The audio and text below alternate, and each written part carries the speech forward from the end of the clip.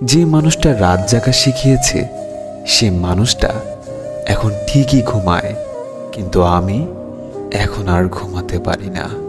যার হাত ধরে স্বপ্ন দেখেছিলাম সে আজ অন্যের স্বপ্ন পূরণ করতে ব্যস্ত।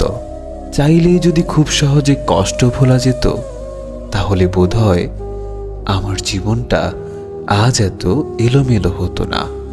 আজ পরিস্থিতিটা আমাকে রাতের নীরবতায় কাটাচ্ছে, শুধুমাত্র তোমার মতো বেঈমানকে মন থেকে ভালোবেসেছিলাম বলে। যে তোমাকে বারবার কষ্ট দেয় তার কাছে না গিয়ে যে তোমার কষ্টের সময় পাশে ছিল তুমি তার কাছে ছুটে যাও। যখন তোমার স্বার্থ মিটে গেছে তখন তোমার ভালোবাসাটা অদ্ভুতভাবে কমতে শুরু করেছে। আর আজ তুমি আমাকে একবারেই ছুঁড়ে ফেলে দিলে। সব কিছু হারিয়ে আজ আমি বুঝতে পারছি অনেক বড় ভুল করেছিলাম তোমার মতো স্বার্থপর মানুষকে ভালোবেসে।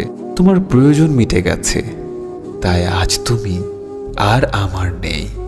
হ্যাঁ, আমি খারাপ, তবে আজ পর্যন্ত কারো সাথে বেইমানি করিনি। তুমি যদি আমাকে ছেড়ে ভালো থাকো তবে আমার কোনো আপত্তি নেই, কারণ তোমাকে খুশি দেখাটাই আমার স্বপ্ন। লবণ ছাড়া রান্না যেমন স্বাদহীন, বিশ্বাস ছাড়া সম্পর্ক তেমন মূল্যহীন। ভালোবাসা কখনো আঘাত করে না, আঘাত করে আমাদের অতিরিক্ত আশা। বিশ্বাস আর নিঃশ্বাস খুবই মূল্যবান, একবার হারিয়ে গেলে আর ফিরে পাওয়া যায় না। নিজেকে ভালো রাখার দায়িত্বটা নিজেকেই নিতে হবে, কারণ খারাপ সময়গুলোতে কেউ পাশে থাকবে না। নিজেকে তখনই খুব অসহায় লাগে যখন প্রিয় মানুষের কাছে একটুখানি সময় চাইলে সে নানান রকম ব্যস্ততার অজুহাত দেখায়।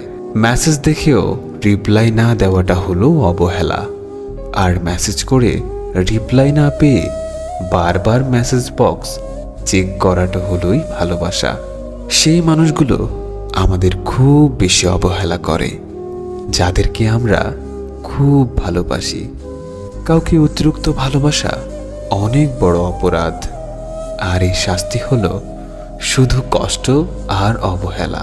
মানুষ তখনই আপনাকে অবহেলা করা শুরু করবে যখন তার কাছে আপনার প্রয়োজন ফুরিয়ে যাবে। অবহেলা করছিস কর, সবই তো বুঝি, শুধু কিছু বলি না হারিয়ে ফেলার ভয়ে। বেশিরভাগ ক্ষেত্রে ভালোবাসার সম্পর্ক নষ্ট হয় অবহেলা আর মিথ্যে অভিযোগের কারণে। খুব তো বলিস ভালোবাসি ভালোবাসি, তাহলে কেন বুঝিস না তোর একটু অবহেলা আমাকে যে বড্ড কাঁদায়। অনেক কিছুই ছিল বলার, কিন্তু তোমার অবহেলা আমাকে বলতে দিল না। আমাকে এত বেশি অবহেলা করো না, সময়ের ব্যবধানে পাল্টা অবহেলা সহ্য হবে না। অবহেলা নামক শব্দের কাছে হেরে যায় কিছু কিছু অতৃপ্ত ভালোবাসা। এত বেশি অবহেলা করো না, হঠাৎ করেই চলে গেলে শূন্যতা সহ্য করতে পারবে না।